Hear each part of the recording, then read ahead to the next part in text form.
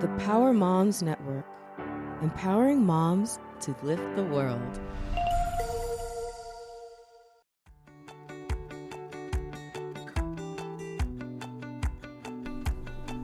Welcome. I'm Riley Karsh. I'm Tova Kopan. We are thrilled to bring you the We Go Boldly podcast. Let's talk big burning questions, life changes, and maybe a bit of personal business. Let's be bold and brave together. Are you ready? I am. Here comes the show.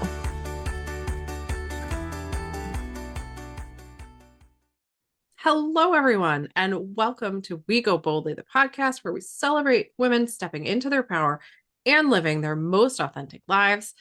We are also thrilled to be a part of the Power Moms Network.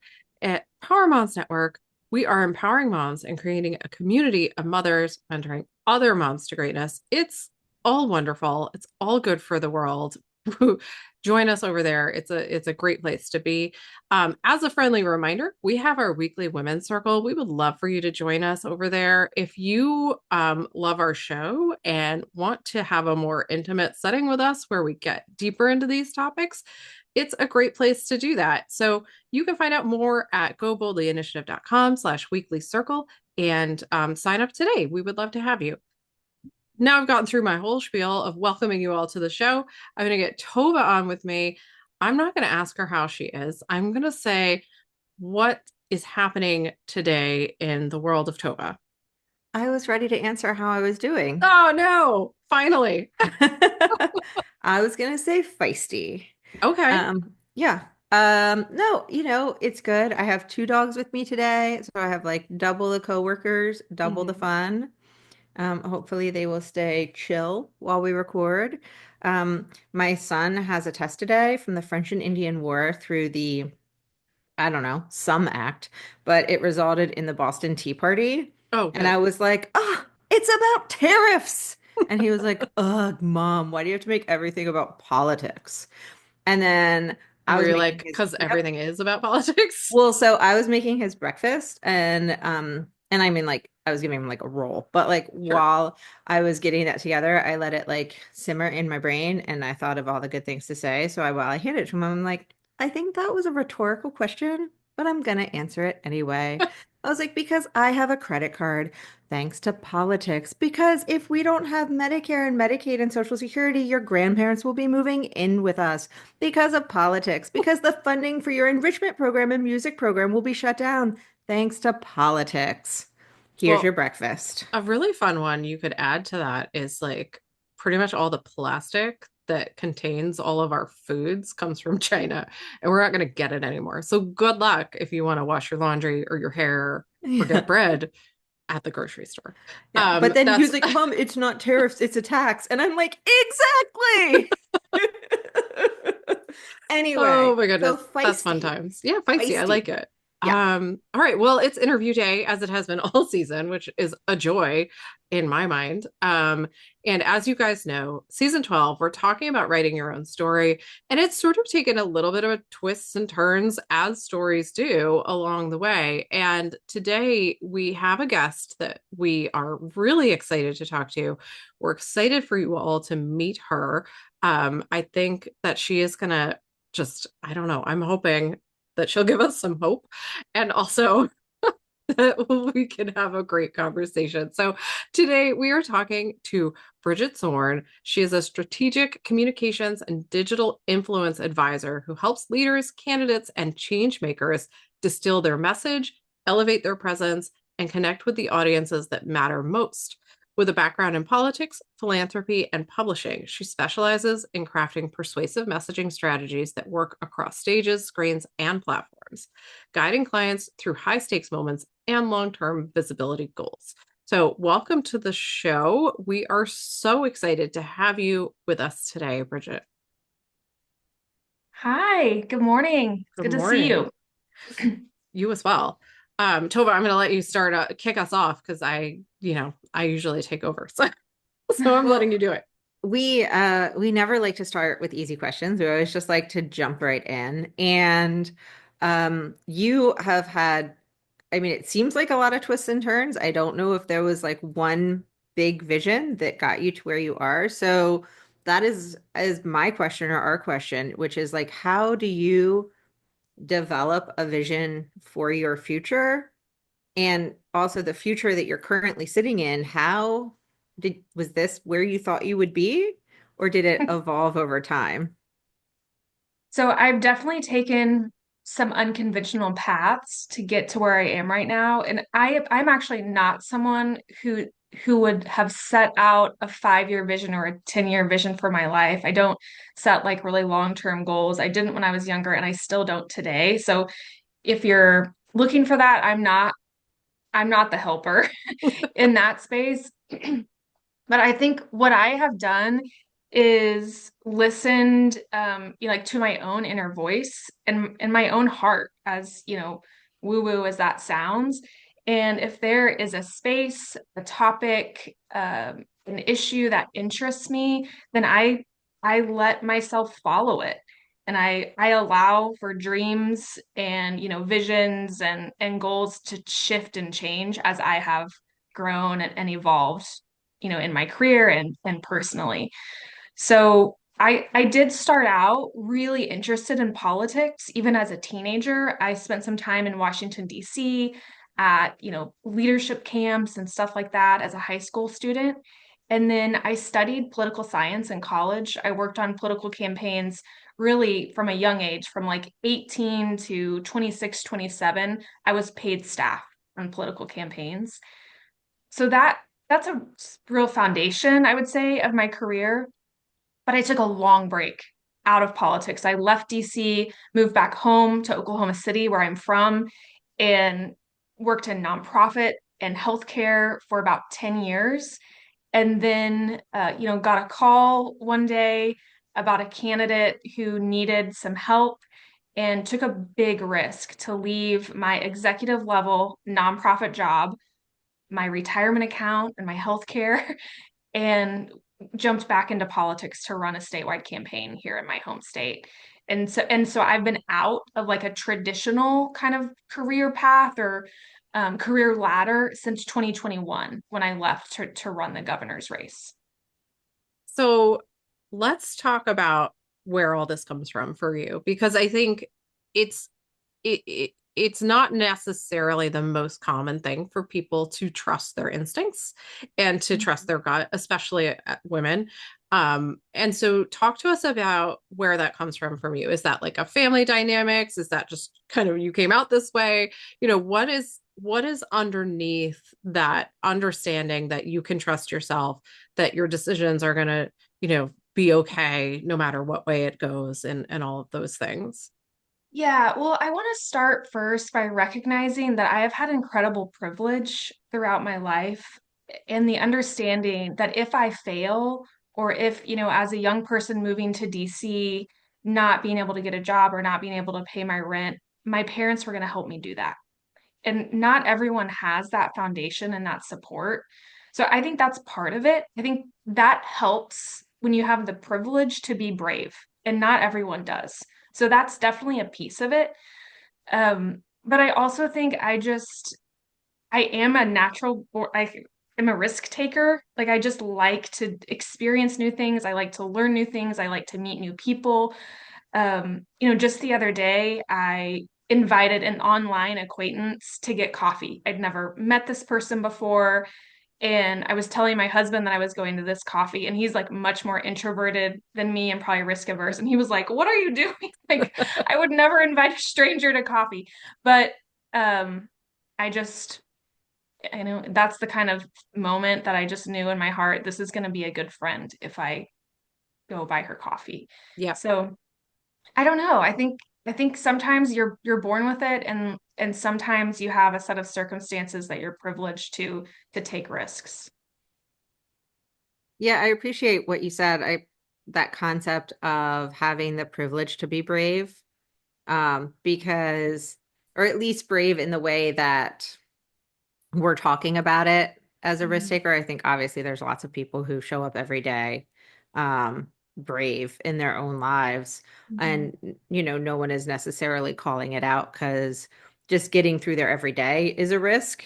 Absolutely. And so it's not the way we get to kind of talk about this, but it is a privilege. And but also knowing, I think there's a knowing that you can ask for help. And so, and that you weren't going to be, I mean, you said, well, I know I can ask my parents, and that's not nothing. Like not just having the financial privilege, but also knowing that you have parents who are not going to shame you and Mhm. not going to make you feel, bad about that Yeah. experience. So, staying back, in young times a little bit longer, like, did you have experiences where you did fail? I assume because we all have, or like things didn't go the way you wanted, and your family or your parents or your teachers, like people in your life showed up and showed you like, that's okay.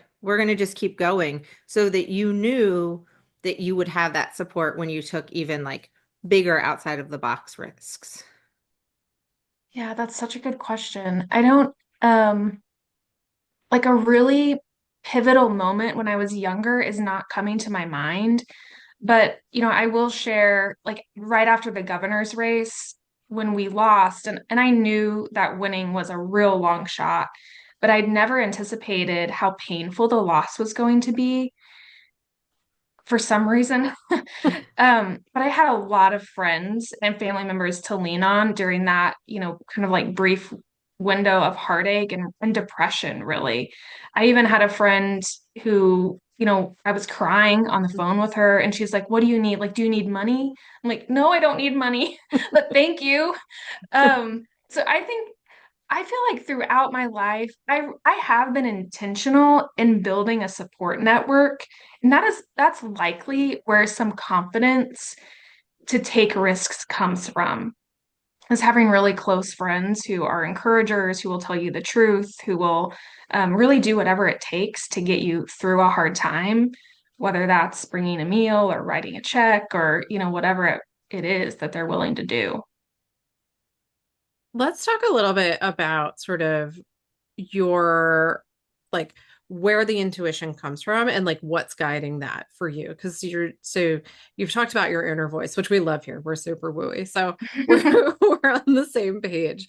But when you hear that inner voice and when you kind of you have an and or sort of decision to make, what are the values that underpin all of that for you? Have you like stopped to identify those for yourself? Is that just sort of you're like, this is the right decision, I'm going to do it? How does that work for you? Yes. So I actually did, and this is not in my bio, because it's kind of in the past, but I was working at a large Catholic health system in my late 20s, early 30s. They had a really strong values system. We talked about the values of that Catholic healthcare system every day. It was integral to our work. And it was at this point of adulthood, I was a new mom. I was not really sure like where my career was going. I actually took a page out of that organization's book and decided, you know what, I'm going to pick my own values. I'm going to spend time in self-reflection and figure out like what is guiding me, not not just live by the values that are guiding this organization. And so that took about a year. I spent like studying and then self-reflection. I went to therapy for the first time to try to figure that out. And I actually ended up creating a digital tool to help families identify their values so that they could be really clear and consistent about the values they're passing on to their kids. And that's an offering that I have sunsetted. I had it online for about 3 years, and it was a really cool process. I learned a lot through writing it and through selling it. But yeah, I would say that values discovery and reflection piece it's always been like calling me.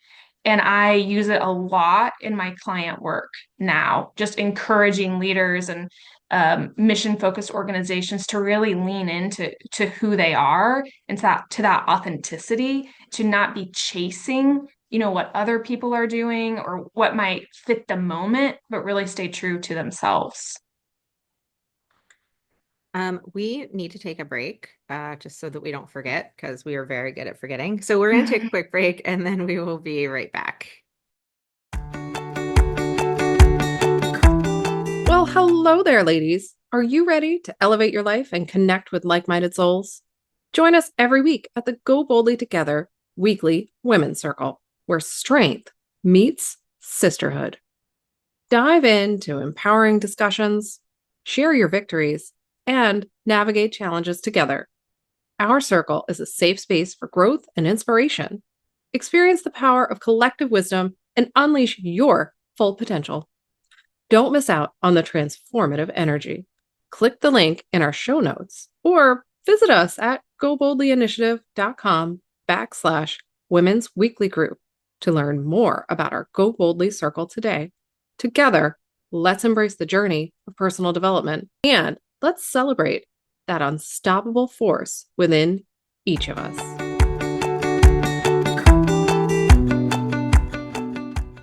All right. Welcome back. So we have a course that we made with this similar, I guess, inspiration and idea, where my town, I guess in 2020, started writing a mission statement for the town. And we had the same conversation of, wouldn't it be helpful if individuals had a mission statement?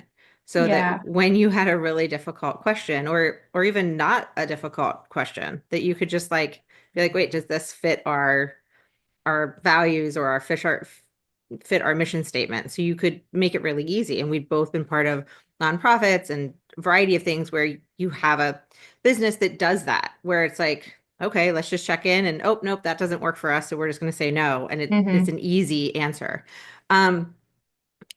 If you're talking to somebody, though, who's kind of looking at you like you have three heads when you say all of this, because we're nodding along. We're like, yes, this 100% makes sense. No more explanation needed. But if you're talking to somebody, whether it's someone you meet in small talk at an event, and they're like, tell me more about what you do. And suddenly you get on this topic and they're like, I've never thought about anything like that. Or I would imagine that when you're working with people, maybe one person brings you in and they're really excited. And now you're in a room with a bunch of people and they're kind of staring at you like, we don't really know why we're here. Like maybe half the people have bought in and the other half are, like, how do you explain really without, I'm going to make it really hard for you. Sorry.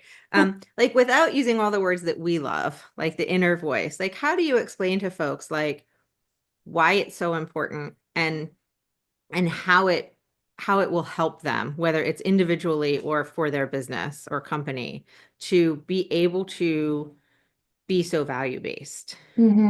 This is such a good question. It's actually something I have been talking about more on my own social media, like trying to explain the importance of this. So I see it as even if you are not into the inner voice, if you're like very like not woo-woo at all, let's take the other side of the coin. This is good for business. This is a good business practice to really understand not only like who you are as a leader or thought leader or candidate, but also how an audience views you. What are the values that they think you have? Like, what are you projecting that you may not realize that you're projecting?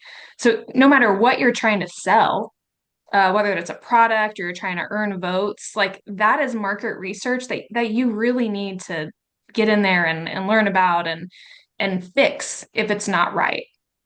So that's one way that, we can talk about it.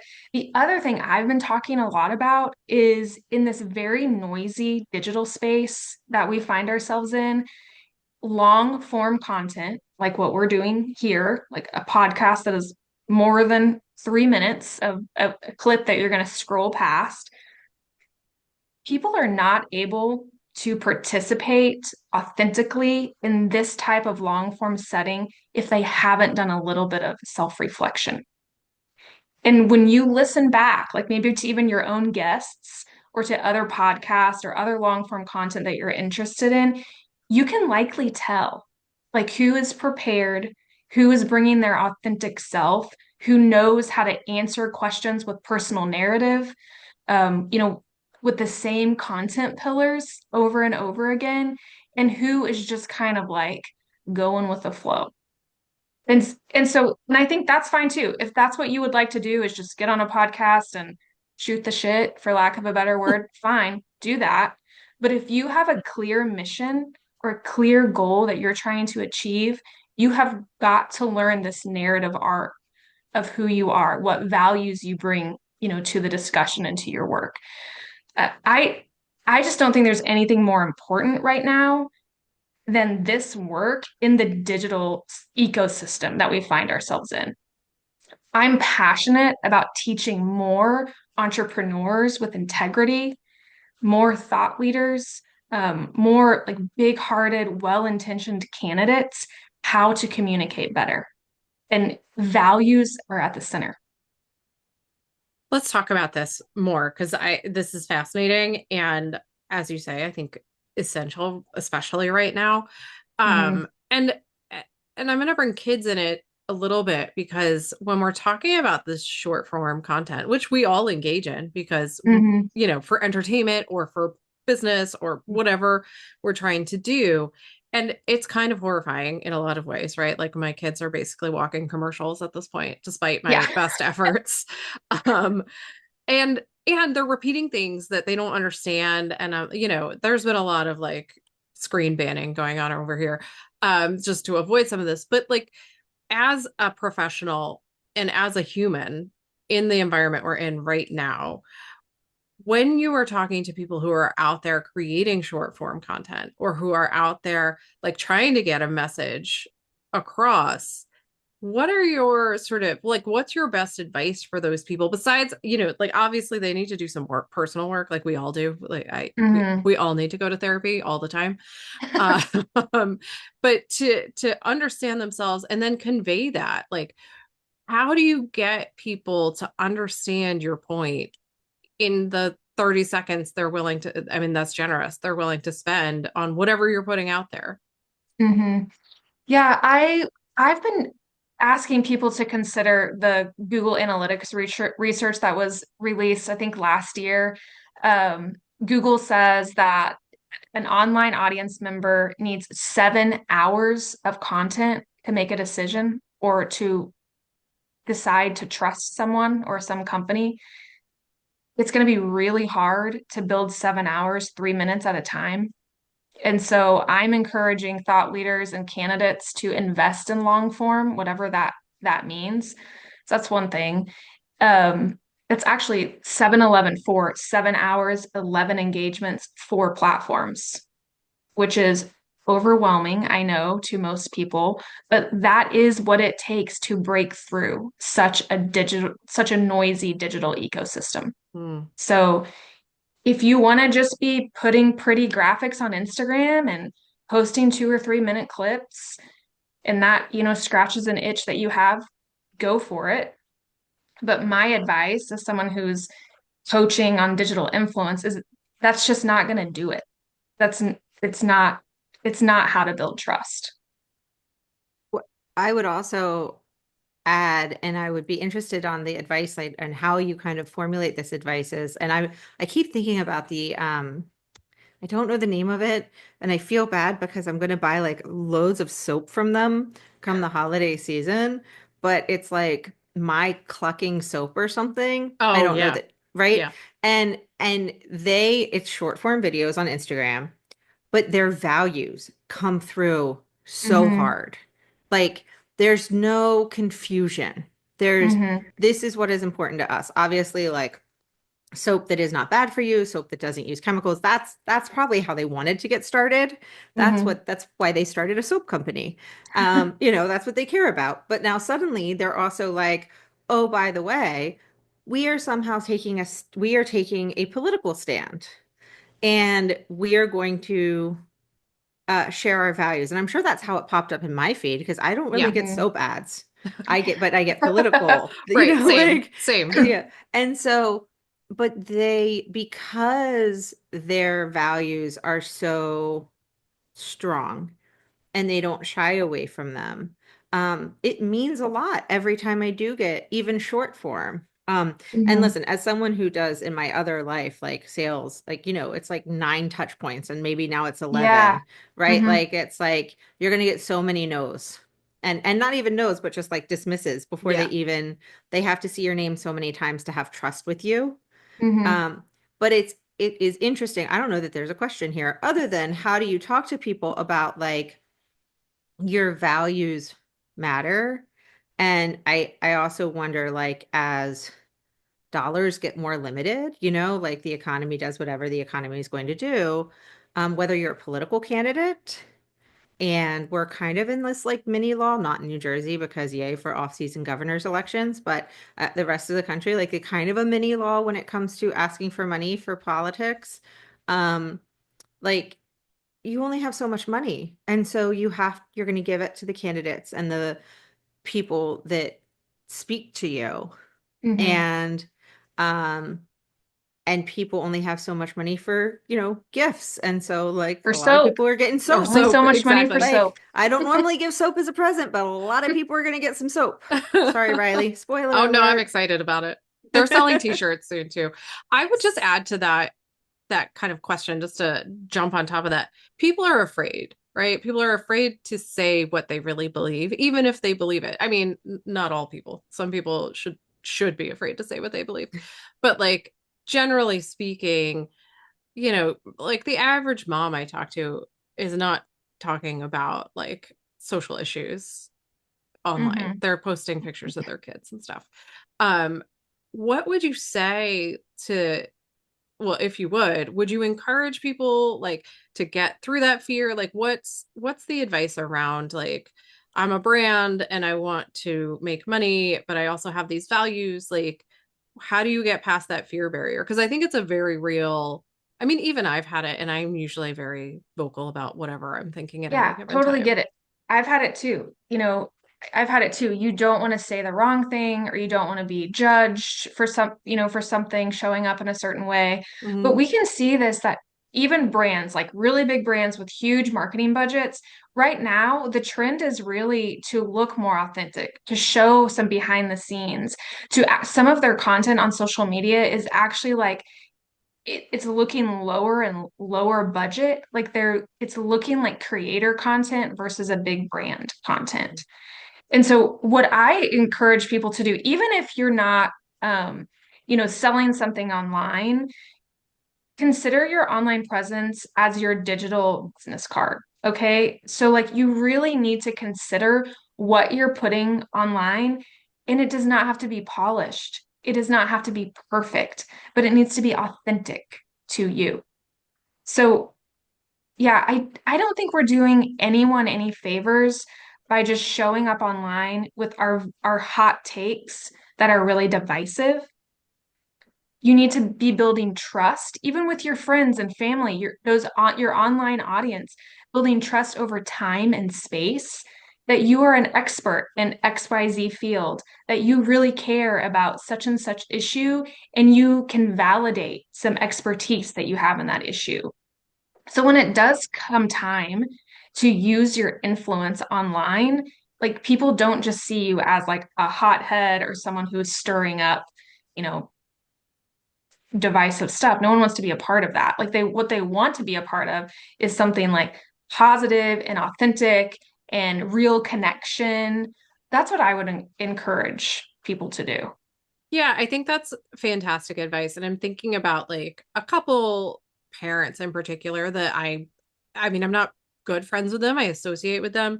And I've seen their posts on Facebook and Instagram for, I don't know, almost 10 years at this point. And suddenly some of them are getting into politics and they're getting into social issues and they're talking about things. But like you're saying, they're doing it in a way that's like, yeah, sometimes it's angry, right? Like sometimes you can't help yourself and it's just things are Mhm. bad and you're like, I'm mad about this.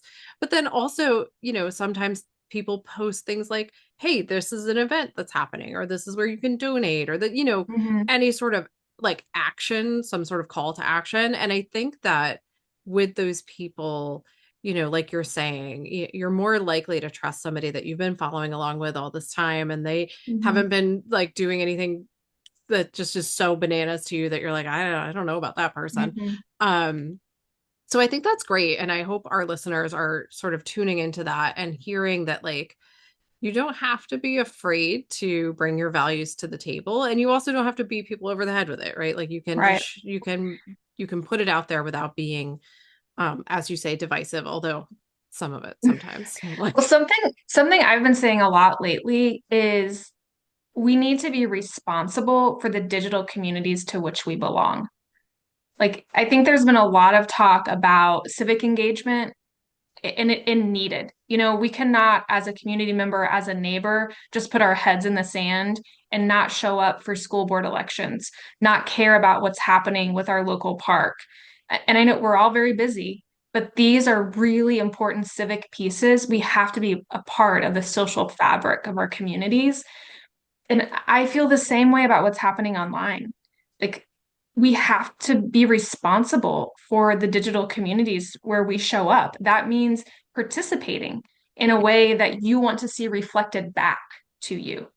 That means showing up in a really authentic way and doing our part to make sure that the platforms remain helpful. So that's sharing your real life expert advice. So some like wacky scientist who knows nothing about nothing, like doesn't get all of the spotlight and all of our energy, right?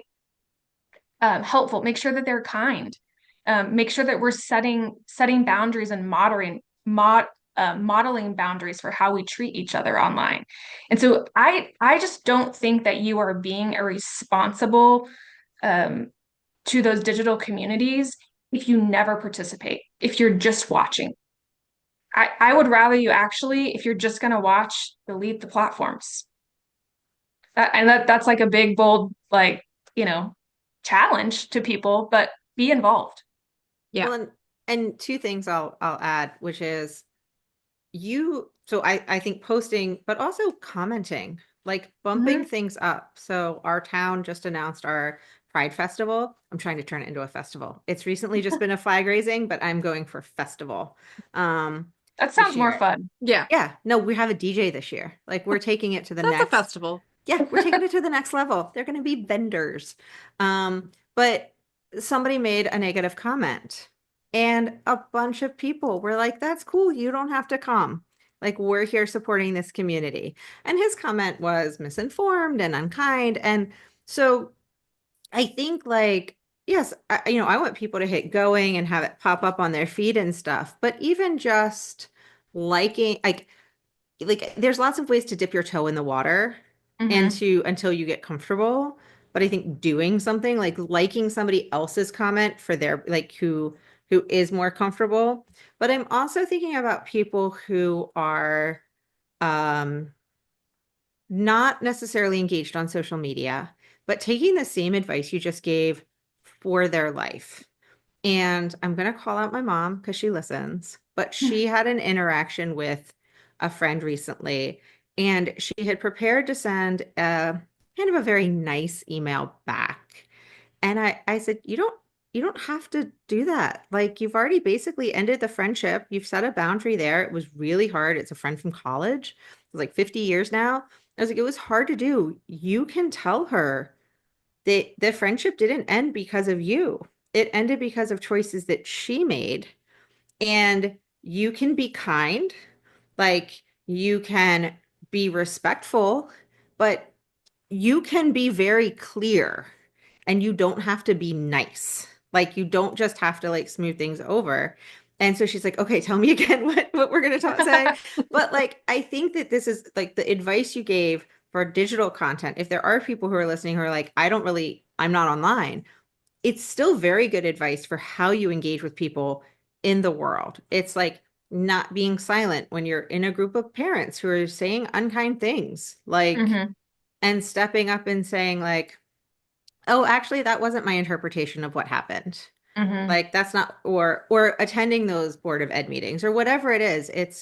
It's being a little braver, using whatever privilege you have to be braver in situations. And I think a lot of the advice you gave you can actually use in outside of the digital world. Yeah, totally Can and agree. should, I think. Like, Yes, Mm-hmm. can and should. right? I mean, I know this is not about me because it's an interview for somebody else, but just as a personal experience, I have two very good friends, mom friends. And when I first got to know them, there was a conversation going on with them and some other folks about like minimum wage and like workers and things like that. And it was so misinformed and like just not factual. And lots of things were being said that I was like, that's not even remotely accurate. And I, because I have a hard time keeping my mouth shut. I spoke up about it, but it was, I was nice. I wasn't like, you guys are horrible. And those two of the women out of that group are now like, we're going on vacation together. They're like two of my Yeah. closest friends, like it doesn't have to be the case that you get into some sort of fisticuffs over over every like disagreement. You could just be like, yeah, actually I read this and seems more factual to to the conversation. There are other times where, as you're saying, Toby, you just set the boundary and you're like, listen, you're homophobic and I can't hang out with you. And it is what it is. Like you can't change everyone all the time. Well, you can't change anyone, frankly, but you certainly can't change everyone's minds about everything.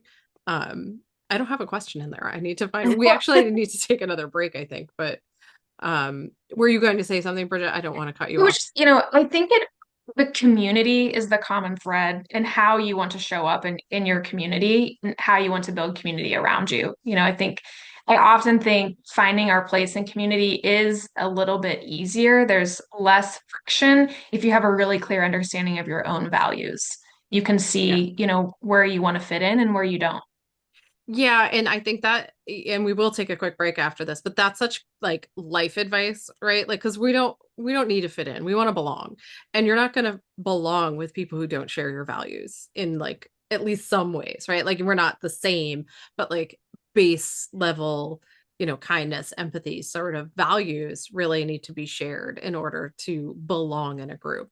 And something I talk to my tween about, I don't know, daily at this point, Yeah. and how you sort of function in the world as a human. Let's take a quick break and we will be right back. And we can talk a little bit about like your day-to-day practices and how you sort of how you keep yourself on this path. So we will be right back, everyone.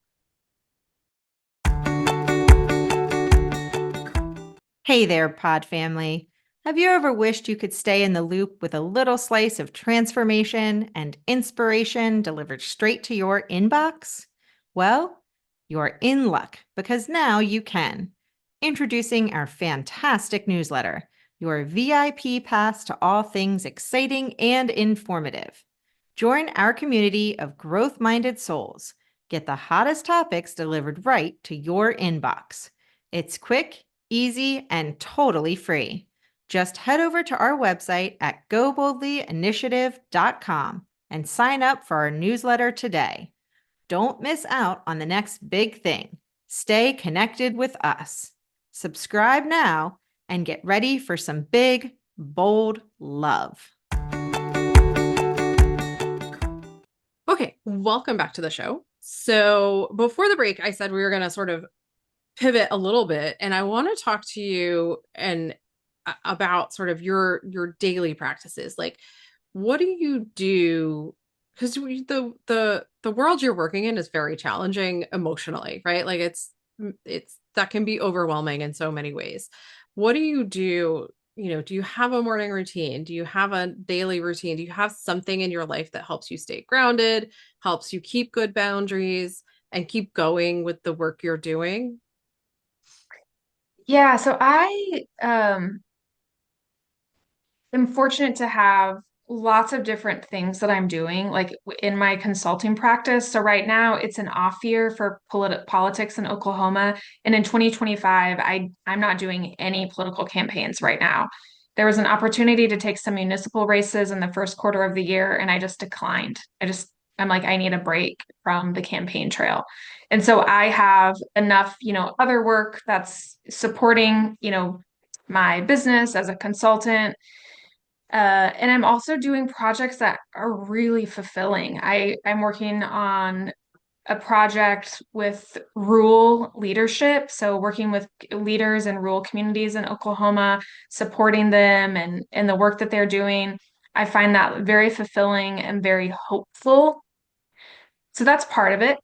I'm lucky to have work that drives me. Some other things that I incorporate into my daily routine, I do a lot of yoga. I have a yoga studio that I've been going to for over 2 years now. And if I fall out of the practice for a couple weeks, I can really tell in my stress levels and just my ability to manage through, tougher situations or conversations. I love the strength and the centering that comes from a consistent yoga practice. Otherwise, I'll be honest, my routine is really varied. And I think that's part of why I flourish as a consultant who works for myself and works from home. Like, if I am feeling like I want to work from a coffee shop one day, I will. If I'm feeling like I want to take 3 hours to run errands and clean my house and fold laundry, I will. So I don't have like a specific morning routine that I do every single day. I don't have a wind down. I don't have a specific way I keep my to-do list. I don't have any of that. And I think part of my flourishing in a consulting practice has been giving myself the permission to just to to not have like really set routines. That's just the way that it works best for me. Um, I'm going to let you ask a question, Tova, but I just want to highlight for our listeners what you've said in that we have a lot of people who come on and they are very routine oriented and they're very structured and they're very like, this is what I do for 10 minutes every morning. And then, Hmm. and I think it's really important to know yourself well enough to know what works for you, right? Like it's based on what you said, that kind of thing would actually be limiting for you and would not be helpful Hmm. in your daily life. And so if you're listening and you're like, oh, okay, this can work, like just acknowledge, like just know that it's different for everybody. And the better you know yourself, the more you know yourself, the easier it is to figure these sorts of things out. Well, and it took me a while, honestly, to um, just I needed reassurance. So like that was an okay way to be because I felt like it meant that I wasn't disciplined or I wasn't productive. And that's just it has taken like self-reflection and even working with an executive coach and figuring some things out because I actually am really disciplined. Like I maintain a busy work schedule. I do like weird things that require a lot of discipline all the time. And yet, I'm not prescribing myself to a rigid schedule, which just does not fit my personality. And like, that's okay. Yeah. Yeah. Super important to like get to the bottom of that for yourself. So like Mhm. you're saying, like I'm sort of in between, I guess. But yeah, you beat yourself up. You're like, oh, I'm not disciplined because I'm Yeah. not doing, Yeah. doing the same thing every day. And um it's just important for people to recognize like there's no shame, there's no judgment, there's no guilt. Like figure out what works for you and then do that thing. Like you don't have Hmm. to be just like everybody else. Tova, I've taken up all the time. Go. No, I mean, as I was sitting here, I was just thinking about like how they don't make they don't write, they love the books that are like, my 4-hour morning routine. I mean, that's Yeah. not what it's called, but that's Yeah. essentially what it That's is. what it It's feels like, like. yeah.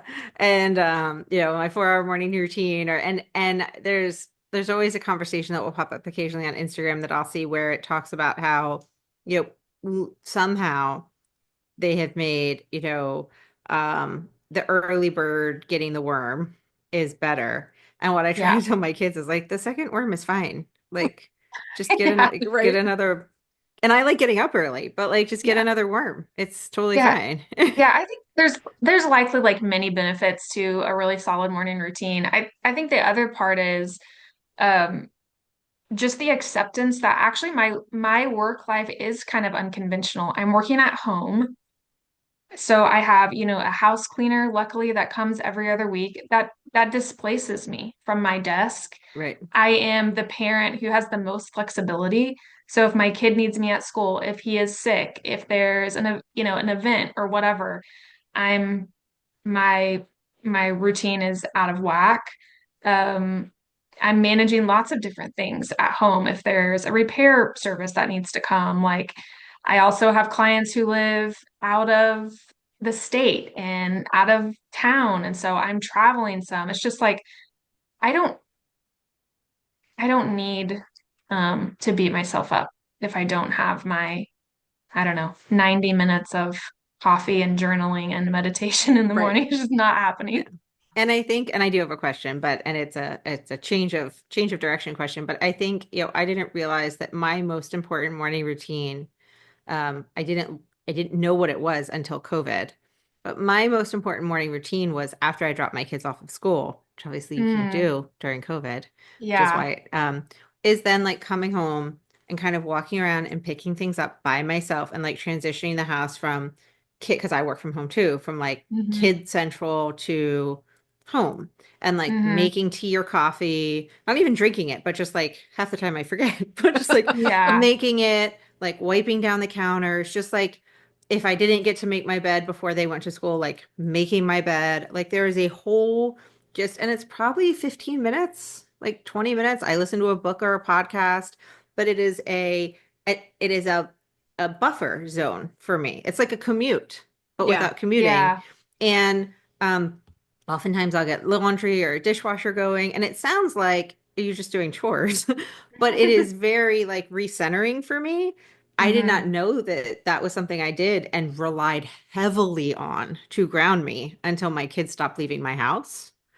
And then it was a struggle Yeah. for Yeah. as we all Yeah. I can had. always feel that over like a long winter break or something. I'm like, oh my gosh, Yeah. I need some alone time. Yeah, and honestly, when my youngest went back to daycare much earlier than the older two, and even having the other ones here, just the act of leaving and taking him there and coming home and going through that process was enough. Even with the other two here, was like, okay. So my point of all of that is it's also great to self-reflect on like what are things that I do that are grounding or part of my routine that I don't even think of are part of my routine because they're so much part of my Yeah. routine. So just as an aside, but as we're starting to wrap up, I would love to know. I know you warned us right from the start. You don't have a 5-year plan. You don't have a 10-year plan. So I won't ask you those things. But what kind of impact? I know right now the world is just wacky, for lack of a angrier word. What kind of impact do you want to leave with the work that you're doing or work that you could see yourself doing, whether it's, what kind of impact you want to leave today on the world or, you know, forever on the world? Yeah, I would love to continue being a trusted advisor to people who are doing really brave and bold things. I think that is the space that I love to be, is kind of behind the scenes and pushing, like creating some minutia and some confidence in thought leaders and experts and candidates. I would love to see more people, regardless of how influential they think they are, be braver online and just share more about their own personal experience, their own expertise. That's like my current mission, and I really want to keep it going. Sometimes I'll admit I feel a little like I shouldn't belong in a digital space because I'm over 40. I just feel like things change so much. But I've had to reframe that even for myself. Like, I am a digital native. Mhm. I had an email address when I was 14. I learned to code a website when I was in middle school. Like, I was one of the first Facebook users. I had a, Facebook account with a college email address. I have been online for the majority of my life. And I just am a big believer that we need to show up in digital spaces. It really is what is shaping our culture and our politics. We cannot ignore it. So that's going to be a big focus for me in the years to come. I just want to end on this thought, and then Tova will take over with our quick response questions. But I went for a walk with my mom this morning, and we were talking, we were talking menopause and like late, like midlife, later in life stuff. And I hope she won't mind me saying this. I don't think so.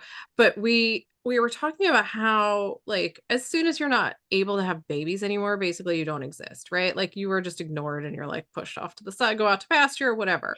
And I think what you're saying really resonates certainly with me and hopefully with our listeners, because part of that is cultural, right? Like part of that is like the patriarchy and things of that Mhm. nature pushing us away, but also like it's okay for us to step in and be like, this is not a 20 something space only, Yes, right? Like exactly. it's not a club. There's no like velvet Mhm. rope. You don't have to wear a mini skirt to get in. Like you can just be Mhm. you and show Yeah. up and be heard. And I think it's a great way to be a person in their 40s, 50s, 60s, 70s and be heard and be able to like Mhm. raise your hand and be like, I'm here. I have all this knowledge and experience. I have all this lived experience. I have so much information to share. Mhm. We're not going to just focus on like what the kids think, right? Because Yeah. it's okay to look to our older generations and our generation to have those kinds of conversations. And it's more than okay. It's necessary, right? Because we've lived through Mhm. so much at this point and like Yeah. we have valuable things to share. Um, before we get to our quick response questions, what would you say to like my mom, who's I don't know, 70 something, um, about, and she doesn't want to be online so much because she's like, I don't want like weird people from elementary school finding me. But like people of that generation, like what do we say to encourage them to just be like, hey, I'm here and I have thoughts and opinions and you should listen to them. Well, I have not worked yet with a 70 plus client, but I will say I have a handful of clients who are like baby boomer age, so like mid 50s to like mid 60s women. And they do feel like what you're saying, Riley. It's like they're not really sure how to be online, even though as you are nearing retirement or maybe like a next phase of life as a consultant or a political candidate, that online space is actually really important. Like you can't ignore it. And so what I help them do is like just refresh your online profile. Like just like put a nice photo up, put a fresh bio up, do a quick audit of who are you following, who's following you, like that. Just carve out that time. That takes like 45 minutes to do that. That's like step one. And that might be fun for your mom, actually. Like, this is it's almost like putting on like a nice new outfit. Or I say like your digital business card. It's like everything needs a refresh. And you can actually change like the content that you're getting, how you're being viewed, and how you're interacting with people. That is in like our control. And I could talk about this forever. I feel so passionate about it. I feel like a digital platform is really freeing when it comes to things that are holding women back in the traditional career path. Like get yourself a kick-ass LinkedIn and a yourname.com and like just go do the thing. Like go on a speaking tour, create your own digital product, like polish up your digital resume. Like you've got to be building those tools, like you've got to like have that in your toolbox or you will be held back by someone who's making career advancement decisions for you. Like it can be very powerful, but it can also be really easy to ignore because when you've got your like head down grinding it out at your corporate job, you're not paying attention to how people are perceiving you. Well, now I feel like I need to be taking notes about everything that you're saying. I'm gonna have to listen to this podcast and take some notes. Um, before we hop into the quick response questions, do you have any more questions, Riley? No, that I mean, yes, I could talk. I I know, actually I like you've know. gotten me very excited about social media, which is hilarious because I hate social media so much. I know, right? This Um, is I'm so glad I've got you on board. Like, yeah, no, come on. I am so on Because board with what you're like saying that's and the what you're other thing doing. is like as a 40-year-old mom, I can appreciate the perimenopause content and like all the content I'm getting about eating protein and macros. Like, Yeah, okay. But what I'd really like to see more of in my feed is like badass 50-year-old women, yeah. like at the top of their game. I want to know how you did it, how you got there, where you're going next. Like that's inspiring to me. I Yeah. don't really need to see another set of abs in Right. my, Or like, you another know? like 20-year-old telling me how to lose Yeah, like, weight. just like fine, but I would like to carve out some more space with the voices that are really inspiring. Yeah. So let's go. Yeah, I love it. Okay. On that exciting and inspiring note, we have five quick response questions. So we will ask you a question, no follow-ups. We've only broken that rule one time, but it was book related. So like, what could we do? You can't. Yeah. I mean, I heard that episode, which I feel like is cheating, but here we are. That's okay. So you're Fine. prepared. That's We don't mind. fine. But back to no follow-up questions. Yeah, so are you ready? Yes, you probably Yes. are. All right. What's your favorite way to unwind after a long day? I would say watching my husband cook dinner.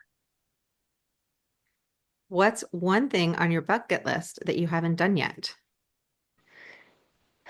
I would love to work on a presidential campaign. What's your go-to comfort food? Uh, I love like popcorn and M&Ms or chocolate chip cookie chocolate. If you could instantly master any skill, what would it be?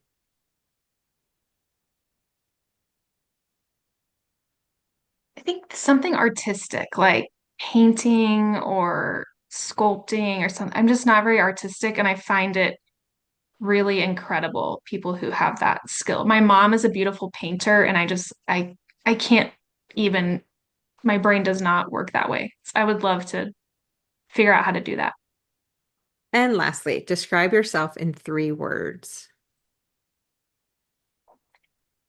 Authentic, brave, seeking. Ooh, I like Love it. those. Yeah, I love it. Thank you so much for agreeing to come on the show and talking to us and all the things. Can you let our listeners know where they can find you if they want to follow you or reach out to you for whatever reasons? Can you just share a little bit of that with us?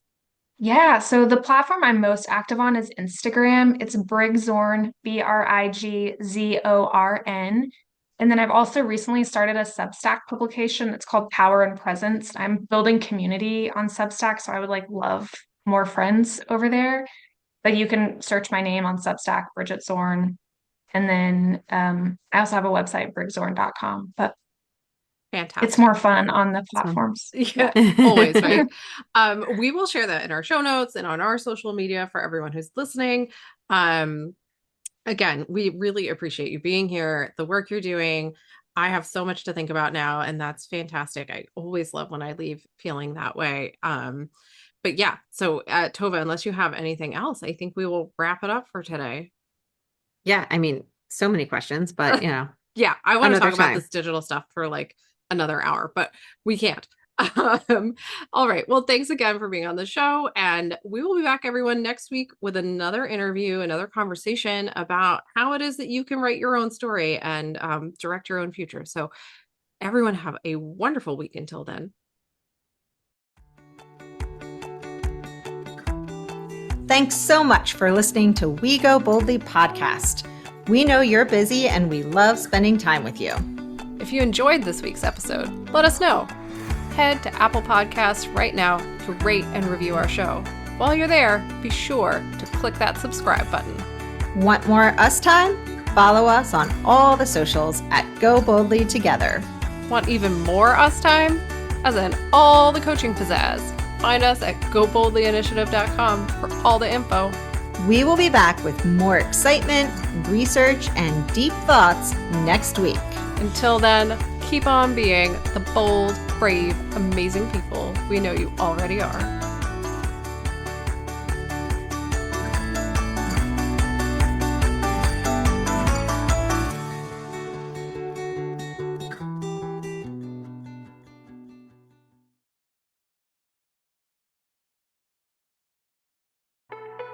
The Power Moms Network, empowering moms to lift the world.